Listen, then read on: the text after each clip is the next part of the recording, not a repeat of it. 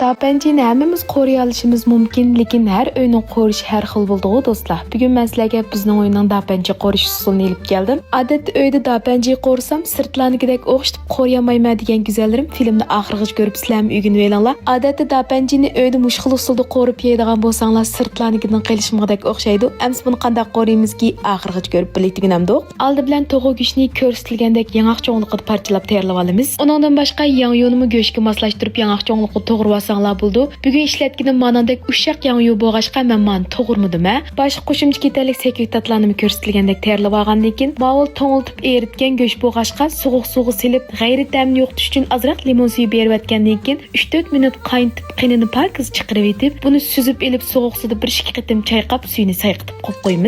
Arqadan qozonni isib may qo'yib, azroq shakar yoki navatni silib, aralashtirib, mushnandek ko'pik chiqqandan keyin go'shtni silib, go'shtning rangi o'zgargach qo'raymiz. Undan keyin lapiza, samsaq, zanjir, so'ng piyozlarni silib, mizlik purqichqich qo'raymiz. Undan keyin dapanchida kam bo's bo'lmaydigan cho'ng'istamning mayliq dapanchida qustim bir bo'loqni silib, azroq jang yuvib berib atgandan keyin do'rdarmakning mizlik purqichqicha o'tirhal o'tda 2 minut atrofida qo'rib olamiz. Undan keyin yang yo'nimni silib, yang yo'nimni yana 2-3 minut atrofida qo'rib atgandan keyin materiallarimiz chilashqida qaynoq suv qo'yib, tuvan o'tqa tangshab, tuvoqni yepib, yang yuvib pishqicha 20 minut atrofida dumlab pishiramiz. Undan keyin oxirida ko'klaza, azroq so'ng piyoz, samsaqlarni bir vaqt silib, tuz ta'min tangshiyotgandan keyin lazi yumshag'icha bir shik aralashtirib tutlam taqsiga olsak tayyor bo'ldi. Dapanchini mushkul usulda qo'rib, mayli mefa yoki xo'jar cho'plarni sap yeysanglar ajoyib yeyishlik bo'ldi. Mehmon kelgan vaqtlarda qo'rib oldiq qo'ysanglar, maqtab turib yeb ketadi.